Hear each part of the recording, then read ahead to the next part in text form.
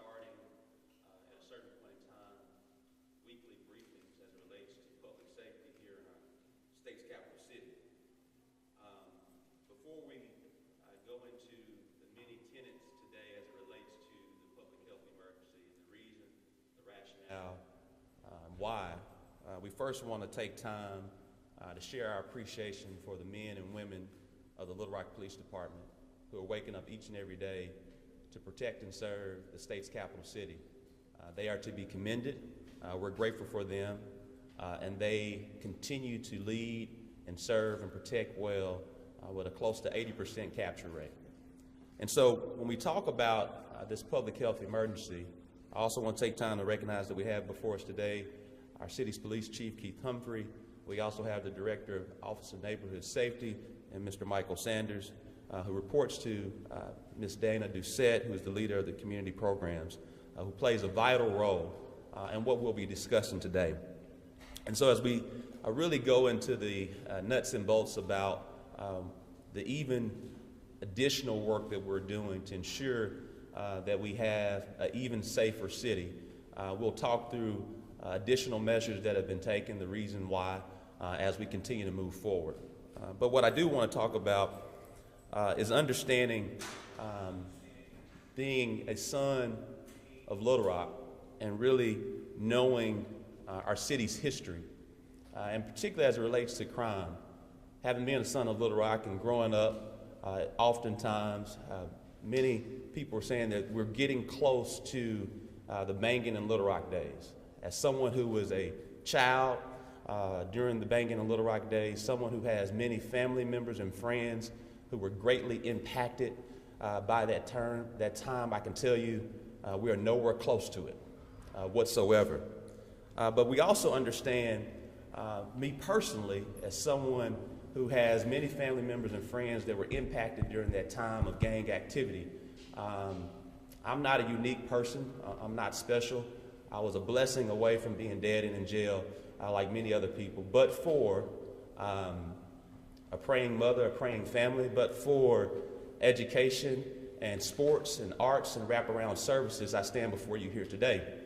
And in understanding the criminal background here in our city and understanding how we're nowhere close to where we were in the gang banging and Little Rock days, we do understand we have seen an uptick in violent crime. We understand that residents are concerned. And I want you to also know that your mayor is just as concerned, and that this is a top priority of not only the men and women of the Little Rock Police Department, it's a top priority of our administration. And growing up here and understanding crime has ebbed and flowed here in this city. What'll generally happen is we'll see an uptick in crime, and then it's stepped out for a short period of time. Then we'll experience a lull in crime. Then it'll come back and they'll see additional uptick. We're in that uptick period.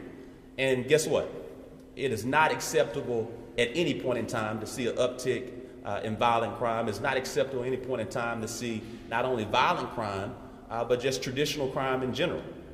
So whether it is a smash and grab, whether it's a homicide, none of it is acceptable for this administration. None of it is acceptable for the residents of the city of Little Rock. And we understand and want to ensure that you know that this administration, that your state's capital city understands how important it is to get a hold of this violent crime uptick, which we are doing quite well with the men and women of the Little Rock Police Department, but understand it has to be more than law enforcement. As I shared earlier, the men and women of the Little Rock Police Department has a close to 80% capture rate. And what that means is when you commit crime in Little Rock, we will catch you.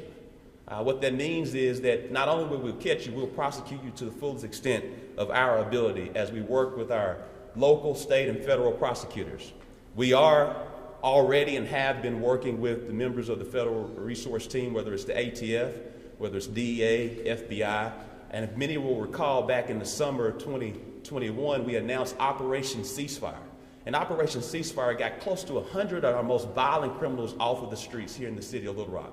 But we also have to understand, too, that much of this crime is not always the residents of Little Rock. There are outside entities that are coming to our city from other cities that we've been working to address with our other federal partners from that particular standpoint. And so when we move from that standpoint that it has to be more than just our law enforcement officers, it has to be a holistic approach. It has to be focusing on community violence intervention.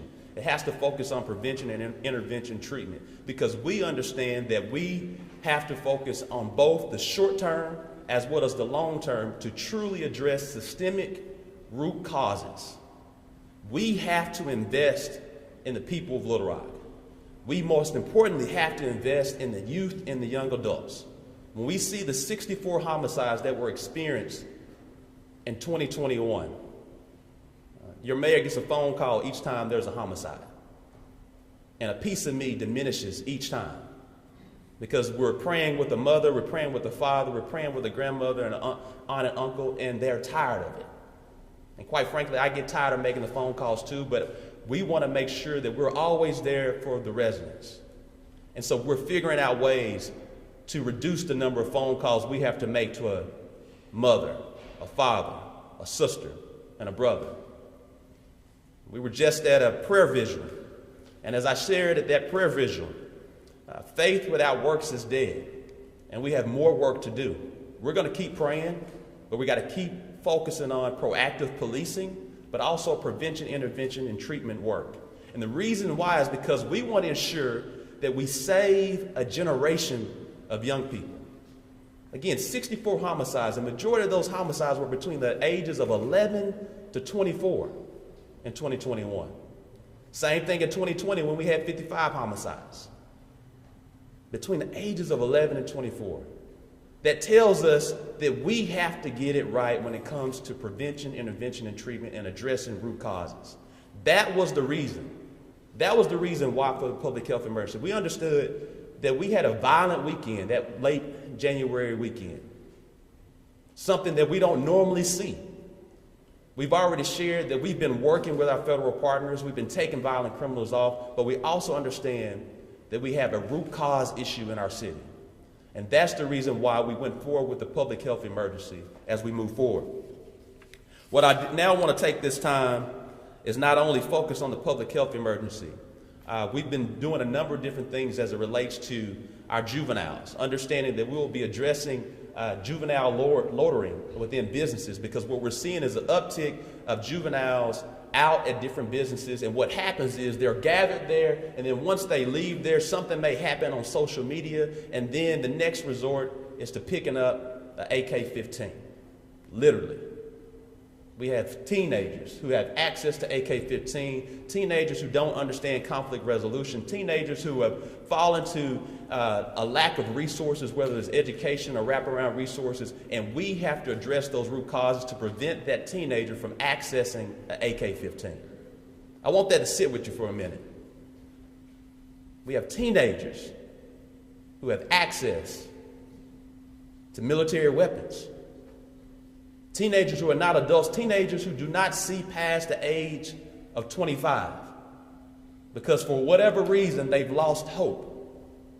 And it's our duty to ensure that we provide hope to the hopeless. And that's the reason why in the coming days we'll be announcing a Hope Advisory Council to continue to help move forward as it relates to what we're doing with prevention, intervention, treatment, to help continue to move forward with proactive policing, but also what we're doing to address systemic and root causes. That'll be led by this administration, by the individuals who are here with us today, and the countless people who are working to get this issue under control. But not just for the short term, but for the long term. Again, we're focused on how do we save a generation by investing in ourselves, by focusing on the root causes of these issues. Last night, in addition, I want to take time to share appreciation to the men and women of the Little Rock City Board of Directors, who not only agreed to acknowledge this as a public health emergency, to allow us to expedite processes as it relates to procurement efforts to ensure that we get more federal and local resources on the streets to ensure that we are focused on community violence interventionists, focusing on street interventionists, focusing on more social workers to address issues that our law enforcement officers should not be asked to do. And so last night, after close to a 5-hour-long City Board of Director meeting, which we want to commend the men and women of the Little Rock City Board because it's just that serious to each of us. of how we have to get this violent crime, but focusing on systemic and root causes, where we have already allocated close to $2 million to address these issues. And last night we were able to approve close to 11 organizations. I want to take time to acknowledge these organizations that will be helping us to address systemic and root causes. That's Arkansas Community Dispute Resolution Centers Incorporated, Unity Martial Arts, the University of Arkansas for Medical Sciences, Brandon House Cultural Arts, Restore Hope, Boys and Girls Club of Central Arkansas, Our House, Big Brothers Big Sisters of Central Arkansas, Songbird Multimedia, Lessons Learned, and a day labor program provided by Fab 44. These efforts are in addition to proactive policing, in addition to targeted patrols, in addition to increased presence, in addition to our streets crime unit that has been working to help cut our violent crime in half in 2021. These are things that have been going on, but we understood that we have to do more than just law enforcement. It is a both-and approach, proactive policing and prevention. And so what we want to do is utilize the American Rescue Plan Act dollars of close to $2 million to ensure that we get these dollars on the street. And we're excited about these 11 organizations. And of these 11 organizations, close to 5 or 6 are new organizations that are new to the City of Little Rock procurement process. What that means is a new set of eyes, a new set of ideas on how we are addressing youth and young adult violence. Because I can tell you today, having grown up during the gang banging and Little Rock days, our youth are totally different than in the 90s. We have youth right now that are being paid to do certain things on social media to get $1,000 or $2,000 that we know has a direct effect on a potential homicide a week later. That is what we're dealing with. It's a new phenomenon. And so when you're dealing with a new phenomenon, you cannot utilize old approaches. And that's the reason why we're taking on new approaches, new ideas, new opportunities, new organizations to ensure that we are helping the men and women of the Little Rock Police Department. Because I can tell you right now, they're doing their job. We had the highest full-time complement of officers today than we did in 2016. And at the end of 2021, we had 594 officers authorized. At the end of 2021, of those authorized officers, because we understand that authorized officers means our officers that are patrolling the streets as well as our leadership and management team, and we've increased close to 62% since 2016. We do not have as much vacancies as we had in 2017 during the Power Ultra Lounge. Today we have somewhere close to about 64 officers that are vacant, 5 are sergeants, somewhere around 1 is an assistant chief, so somewhere around 70 vacancies. But when you think about that 70, again, 64 of the 70 are patrol officers. Understanding attrition, each year we have 40 to 50 officers that are going to retire. Just a matter of fact. I'm happy to report that we are continuously always focused on recruitment. I want to give a shout out to Major Tyrell, who's been doing a yeoman's job in doing that. We just recruited close to 20, somewhere around between 16 to 20 officers that are just starting right now. So that number now transitions somewhere from 64 to 44. And so we are nowhere close to where it was in 2017 when we had close to 100 vacancies. So again, we had the highest complement of officers today than we did in 2016. And they're doing their job. We're grateful for the street crime unit. We're grateful for Operation Ceasefire. But we also understand it's a both-and approach. Proactive policing, predictive policing, targeted patrols, increased presence, directed patrols, but also prevention, intervention, treatment programs where we're investing in our people, that we're helping our young adults. That's why I'm excited that we'll be having our summer youth program, because we also understand we got to give something for our youth to do. They need to have a job. We need to keep them busy. They need to be in our community programs. They need to be in our community centers. They need to focus on our midnight basketball. They need to focus on these 11 programs that we'll be focusing on. But also they need a job. The best way to address crime is jobs and education. When you see a safe neighborhood, you see a neighborhood full of jobs. When you see a safe neighborhood, you see a neighborhood full of access to capital. When you see a safe neighborhood, you see a neighborhood who understands financial literacy. And so again, when you see a safe neighborhood, you see proactive policing. It's a both-and approach. And that's what we've decided to do, is address crime, proactive policing, targeted patrols, increased presence, but also to invest in our youth and our young adults. I want to take this time now to allow Chief Keith Humphrey to get in more details as well in regards to public safety. I also want to take time to recognize Chiefs Bewley and Haskins, who do a phenomenal job. Chief Bewley leads, he's over here to the right, leads our investigative unit, who helps with that capture rate along with the operations and patrol side with Chief Haskins, and they've both been doing a phenomenal job and have many great years of service, and we want to share our appreciation to the two of you and your leadership. Chief Humphrey. Thank you, Mayor. I echo those sentiments about the women and men of our department and the leadership of Chief Haskins and Chief Bewley. I just want to remind you all, each time we talk about the hard work that our women and our men are doing each and every day. I think that sometimes we allow the numbers to overshadow the hard work and the commitment from these officers and the arrests and things that we're making. But I just want to put a few things in perspective really quick. The city is 123 square miles. 123 square miles. We have some visual aids here. 123 square miles. Population as of last census count is 203,000 citizens. And when you hear about violent crime, there's a perception that the city is being taken over with violent crime. The maps that you'll see here, we call these our hotspot maps. And if you look at these maps, the darker, the denser the colors, this is the areas that we've identified as our hotspots, the areas that we believe, that we know are causing where we're seeing our violent crimes. So if you look, once you look at the map, you see that these are not occurring throughout the city. We wanted to make that very clear. So I would ask you to look at those and see that there's pockets, small pockets throughout the city where these violent crimes are occurring. There's also small pockets in some of these same areas where we're noticing our loitering issues. And we know that when we have people hanging out, we're not talking about people that are hanging out for a reason, but people who are just hanging out. There is a possibility and sometimes a probability that could turn into a crime, up to a violent crime. And so we also have the maps showing the density of the locations where our loitering is happening.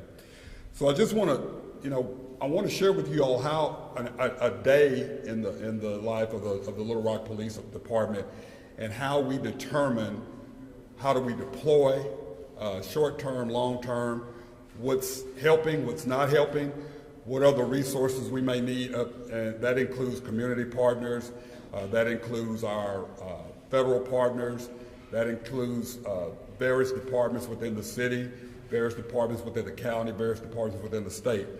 So one of the things that we're focused on is precision policing, and you might ask what that is.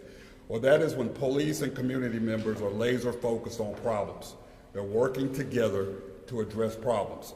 We've said this forever. We cannot do this alone as a police department.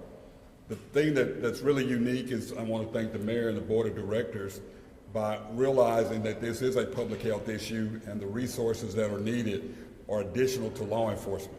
And so when we talk about conflict resolution and jobs, and we talk about wraparound programs and things like that, we the other day met with a community member and we were talking about our summer youth program, and within a matter of 30 minutes, this gentleman had gone to Central High and had identified 30 to 40 kids that have already applied for the summer youth program, that we believe those are 30 to 40 kids that have hope now. Hope in getting those job skills that will help them reduce the chance or minimize the chances of being a statistic. But you'll hear us talk about DDACS, data-driven approaches to crime and traffic safety. You hear us talk about our record management system, our computer-aided dispatch system. You hear us talk about crime analysis. This is how we focus. The information that you see on these maps, this is where we get that information from.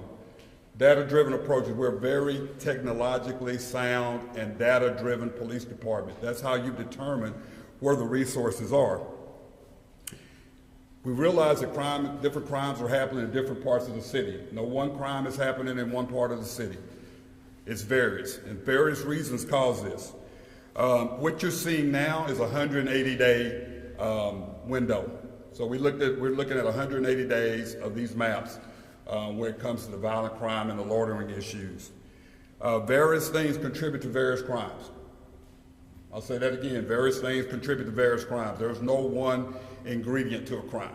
Various things, whether that's socioeconomic, whether that's lack of education, conflict resolution, lack of job training, all those things could contribute, not just one thing contributes.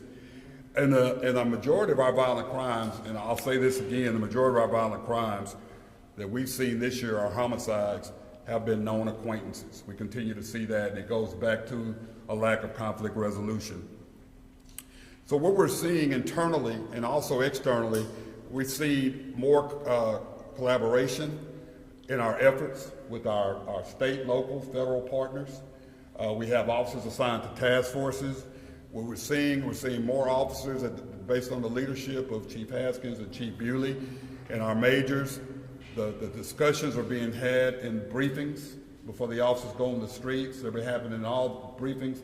They're happening between command staff, sometimes on a daily basis, sometimes 4 or 5 times a week, sometimes multiple times during an hour. We're talking about, okay, what we're doing, what can we have, what are the trends.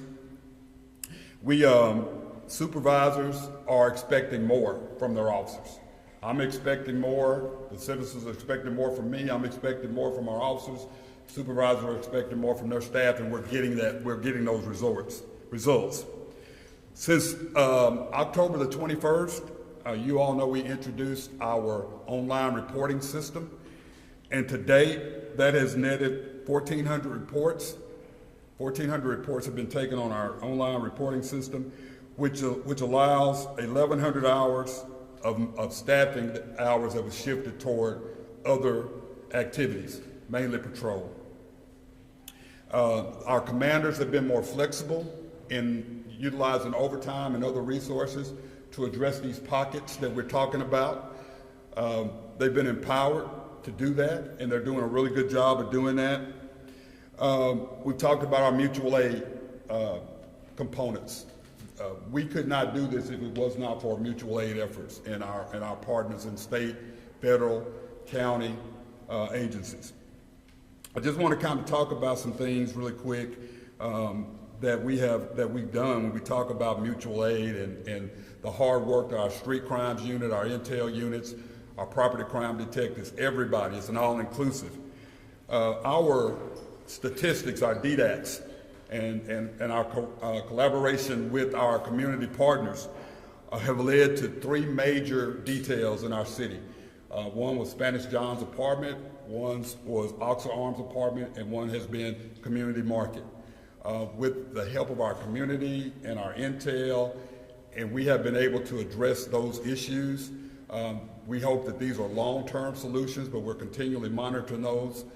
We had calls from neighbors the other day that talking about the Community Market, which is right now is closed based on some serious violations. And so that is a partnership between the community, that's a partnership, and that's hard work of our officers, our city attorney's office, our fire department, our code enforcement office. We all been working together on these areas. These 3 areas was a collaboration of all of those entities working together. Let me talk a little bit about our task force. You hear me mention WAVE. WAVE is the acronym for Working Against Violent Entities. And those teams consist of our police department, our special investigations division, our task force officers. You all hear us talk about GitRock, our task force officers that are assigned to federal partnerships. We also hit the areas of John Barrow, Midtown, Downtown, and South Division. And one of our WAVE details that happened back on the 20th of January netted 3 firearms, over $13,000 in cash, approximately 1/4 ounce of cocaine, 2 pounds of high-grade marijuana, approximately 1 fluid ounce of PCP, 6 grams of suspected fentanyl, 20 dosage units of prescription medications, and 12 prepackaged TCH pens. These are the things that these men and women are doing on a daily basis. The initiatives that they're taking, the intel, getting the information, taking that information and making these type of arrests. This is just one. We've got another one, WAVE initiative, that we'll be talking about at a later date. And the mayor talked about ceasefire, same thing.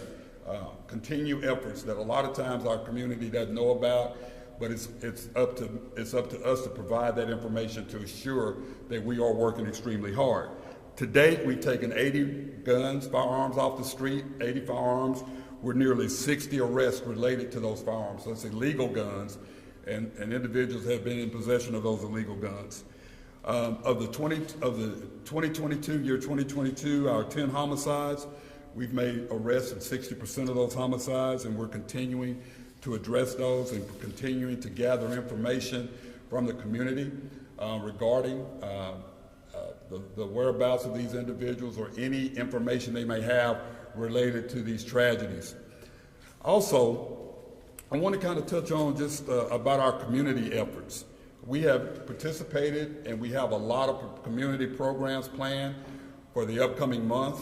Last week, we had a partnership with a gospel choir out of Pine Bluff at Centennial Park. You all know the history of Centennial Park, but there was a video shoot there, amazing video shoot. We had over 100 attendees. About 60 of those attendees was members of our OK program, young men from our OK program, young ladies from our GEMS program.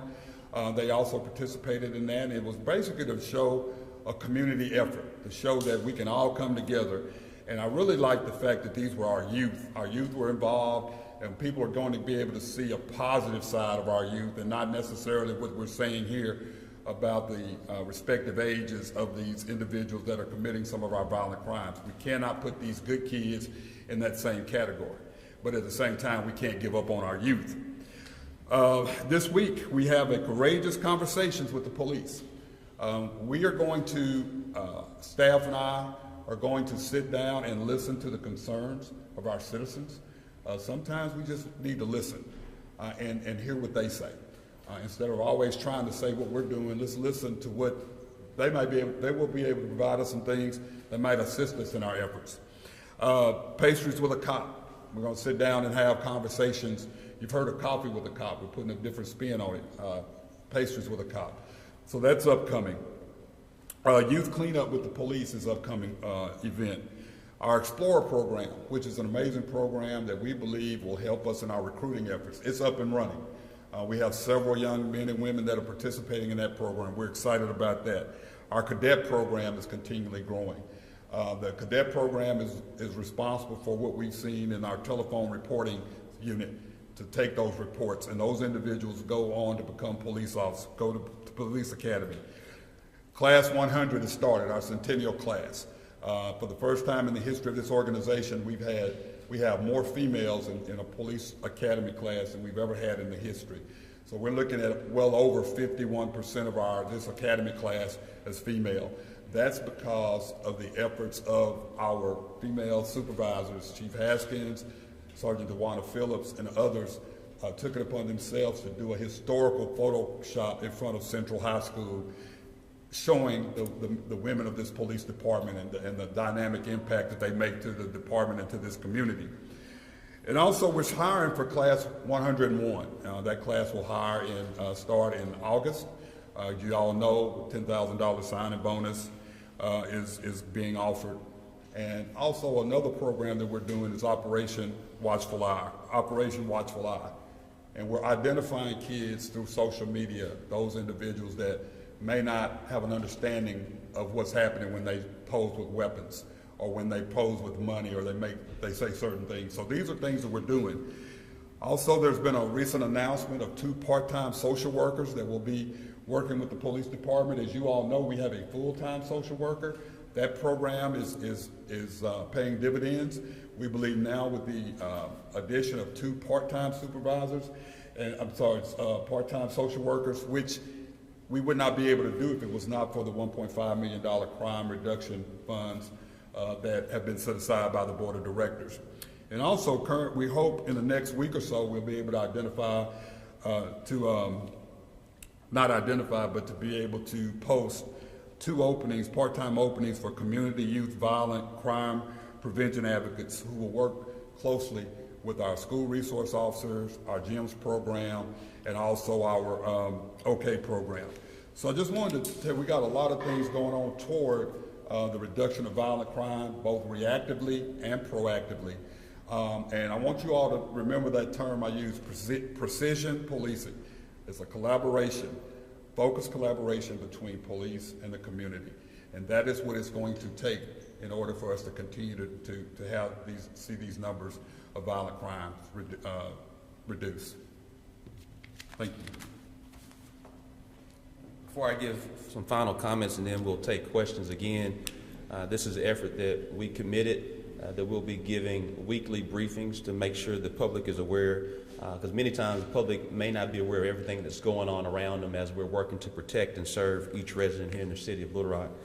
Before I give some final comments and then go to questions we have today, Mr. Michael Sanders, who's Director of the Office of Neighborhood Safety, he's just going to give a brief overview of the work that's been done to get us to this point as it relates to the 11 organizations that will be accessing the close to $2 million of the American Rescue Plan Act dollars to focus on how we, in addition to focus on proactive policing, that we're focused on prevention, intervention, and treatment programs to address the systemic and the root causes. Again, this will align in the coming days when we announce our HOPE Advisory Council, which stands for Holistic Outreach Prevention in Each Neighborhood. Holistic Outreach Prevention and in each neighborhood. Mr. Sanders.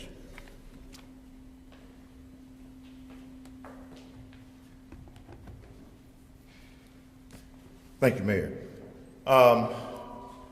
First, I'd like to thank the board for approving the new funding programs on last night, and then acknowledge our director, Dana Doucette, for weathering the storm. Excellent job in presenting those programs.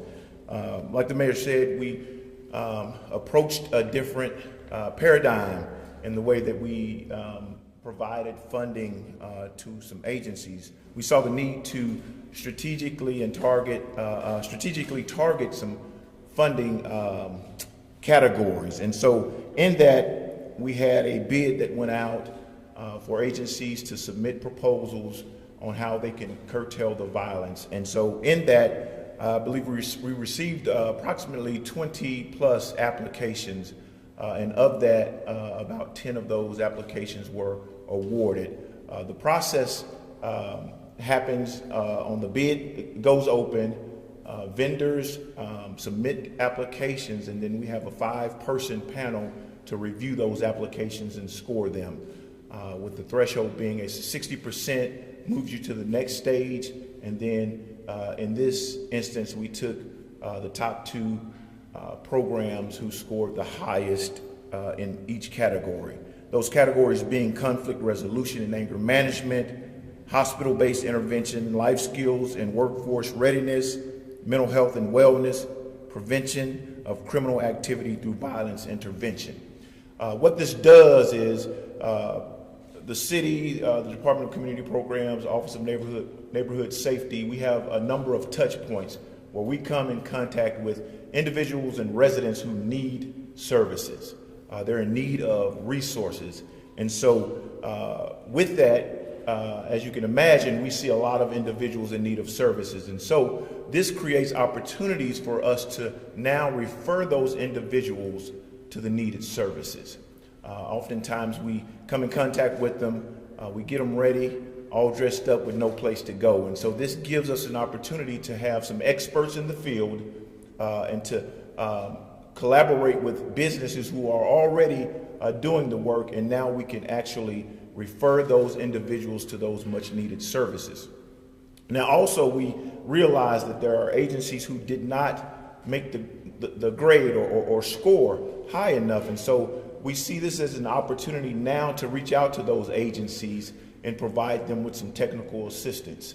We're planning a workshop, so to speak. We don't know exactly the date right now, but it's going to be early March. And so we're looking to invite individuals who who may have an idea, who may have a nonprofit, or who may be in the beginning stages and have an expertise, but trying to help them kind of mold that programming and then teach them the process of how to do business with the city, how to apply for funding, how to register as a vendor, and then even how to apply for a 501c3 status, that nonprofit status, so that they can begin doing the much needed work and begin kind of codifying their efforts and kind of putting it into a fashion to make them able to win an award or get a contract with the city. Then we're also, with these new programs coming out, we're looking to do a resource event. And so inviting individuals to come and have booths so that we can present all of these resources that the city and the community have to the public, so that they can come learn a little bit more about our resources and then better kind of be able to access those resources. So if you're an agency and you're looking to participate in one of our workshops, you can email programreferral@littlerock.gov. That's program referral, one word, at littlerock.gov. Thank you. Thank you again, Mr. Sanders. As we come to a close with the commentary, then go straight to questions, I do want to share just a few different things as we talk about what we're dubbing as Operation Hope, holistic outreach, prevention in each neighborhood. And the reason why we say each neighborhood, as we shared earlier today, and we saw this heat map of where the pockets of crime are located. As a resident of one of the areas where we see the pockets of crime, that's some area where I was born, raised, and I still reside in, I can tell you that our street crimes unit, since the very beginning when we announced Operation Ceasefire and our community violence reduction plan in 2021, we've definitely seen an increased presence in the most crime-hidden areas within the city, and that's where your mayor lives, literally. And so we say that from a standpoint to understand is that we are focused on proactive policing. We are focused on predictive policing as well, but it's going to take the entire community. It's an all-hands-on-deck approach. And so it's not an either-or, it's a both-and. And the both-and includes this holistic approach, this holistic outreach as it relates to prevention in each neighborhood. Because what we're seeing is that we have lost some of our youth and young adults who haven't seen a life past 25. And that's the reason why we're focused on these approaches. I also want to take this time is to share what we've been doing to ensure that the men and women police department understand how much we appreciate them. For the first time in 5 years, they received a 2% raise. They have not received a raise since 2017. I was proud to provide that within our 2021 budget. They've now received that 2% raise, something they haven't received. And according to what's going to probably be happening within the state legislature, we're working as well to figure out other ways to increase resources from that standpoint. Secondly, also, as we talk through that, is what we've been able to do with the $10,000 sign-on bonus, where we increased it from $5,000 to $10,000. That's been very helpful in our recruitment efforts, and that's the reason why we are continuing to ensure that we have an optimal level of a police force, which I shared earlier, that we have the highest level today than we have in 2016. So with that being stated, I want to thank Chief Humphrey as well as Mr. Sanders, who are here with us today, as well as Assistant Chief Haskins and Bewley, who are here to the side available for particular questions from the podium as it relates to their respective areas. But again, as it relates to the federal resources and local resources, it doesn't happen without a team. We thank the members of the city board, but also want to take time to acknowledge our procurement team, led by Vitesh Patel and Ms. Tony, as well as Amanda Jones within our grants department, of course, community programs, which we've already discussed. That's how we've been able to roll out this close to $2 million in American Rescue Plan Act dollars, as well as an additional $1 million that we received at the end of December from the U.S. Department of Justice. So I just want to make sure we share their appreciation to our team in those particular efforts, as well as Mr. Jim Brooks, who does a lot of our crime analyst data. We'll now open the floor for any questions. Can you give an example of what one of these 11 programs, what will they actually be doing for you? If you just want to point out one, or how is this really going to impact that? Well, I'll give you a great example, and Mr. Sanders can give some additional details if he would like, but a great example is Fab 44. where it's many people are familiar with the Bridge to Work program, where we are working with our brothers and sisters who are experiencing homelessness to help as it relates to picking up trash areas as well as with litter. That's a day labor program. We understand that many individuals in our city, due to a number of different circumstances, even while we already do ban the box, it's just really hard for an individual that's re-entering into society to get a job with a living wage. And so one of the things that we understand is we have to keep our youth and our young adults busy. Again, 11 to 24. 11 to 24. So our youth and our young adults, we're wanting to make sure that they're staying busy, want to make sure that they're staying productive. And this is a way that they can stay productive by providing an opportunity where Fab 4 is the overall organization that will be hiring these individuals that are having a hard time finding a job.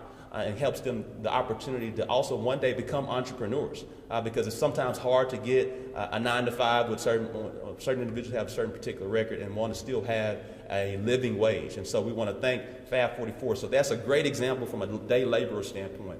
Also, we think through the works United Martial Arts. You know, some people will say it's taekwondo, things like nature. But if you grew up in Little Rock, there were many of our youth who understand and remember American Taekwondo on Southwest Little Rock on Baseline. How many kids were saved by being engaged in that particular sports and that discipline? And so we want to keep our kids active, engaged, and quite frankly kind of tired so they're not getting into any mischief as well. And so when we talk through these organizations, we have to be new, innovative, and figuring out how do we get our children, our young adults off the streets of crime. And we do that by focusing on these new organizations, these new ideas from that particular standpoint. So those are two examples, whether it's Fab 44, whether it's United Martial Arts, as well as the Restore Hope. And if you haven't got a chance to understand what Restore Hope is, it truly focuses on the whole family and how crime and re-entering society impacts the whole family, not only from a mental health and a social work standpoint, but also ensuring that we are creating adding more individuals to the job workforce, but not only adding them to the job workforce at a living wage, but ensure that they are able to create a sustainable family. And so those are the type of organizations that we're investing in. Again, this is for a long-term approach. We're going to address, again, when you commit crime, our officers will catch you. We've already been increasing targeted presence in most crime-ridden areas of our city. We already are working with our federal resources. Again, we're talking about how do we save a generation of people, our people. Next question. You mentioned it's a long-term approach with a focus on the next generation. What's the time frame then once you continue to do this? I think anytime that you save a child or a youth or a young adult, that's a positive change. And so I'm not at liberty to say that we're going to have a solution that we're going to change a generation in a year. But what you're hearing from your mayor is that we're committed, that it's past time. I said again, I've grown up in this city. I've seen crime up. I've seen crime go down. I've seen increased targeted patrols, and we'll address it from the short term. We experience a lull. Something else happens. It goes back up. We know there are other forces, whether it be outside individuals that are coming to our city. We're addressing that as well. That's why we're addressing with the ATF, the FBI, the DEA, our U.S. Marshals, and our U.S. Attorney. We're addressing the short term.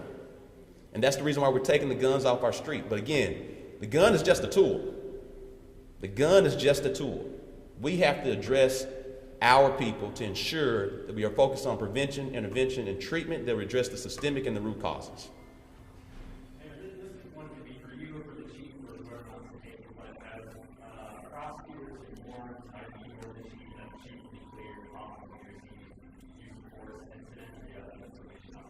I have not at liberty to discuss that ongoing process. What about the internal investigation within the Little Rock Police and Use Force that your team has that concluded, or what focus on that? We're not at liberty because it's an ongoing process. Not at liberty to share.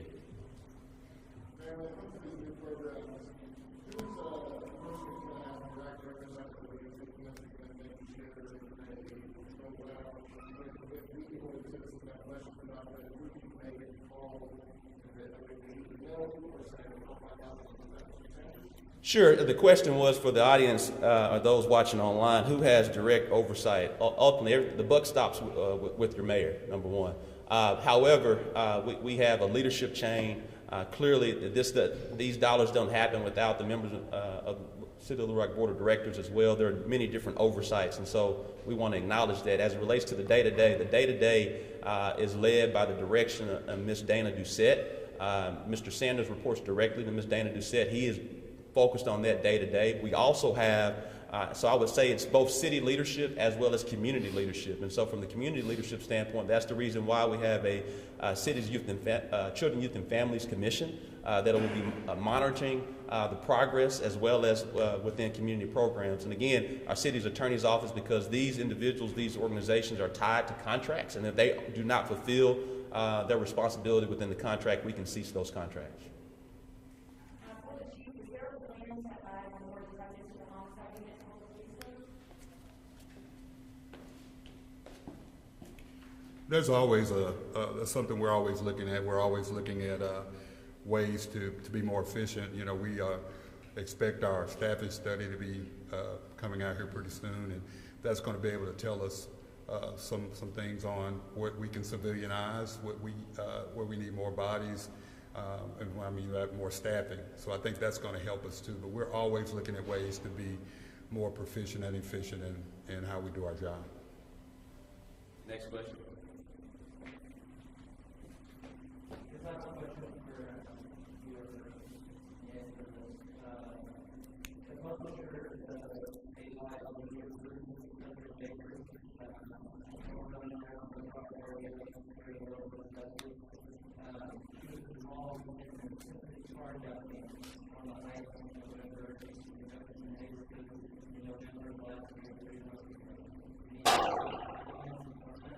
I'll ask Assistant Chief Wayne Bewley, who's over our investigative division, about the Heather Baker. Did not even hear the question.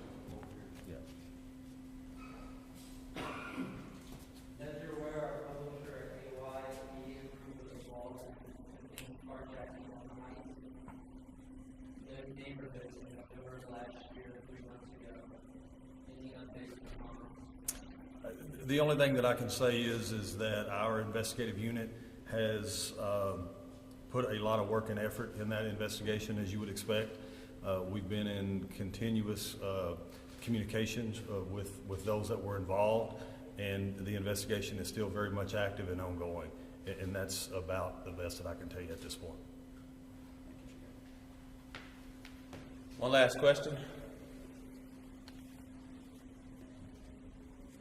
Seeing none, thank you so much. We do appreciate you. We'll be back before you next week.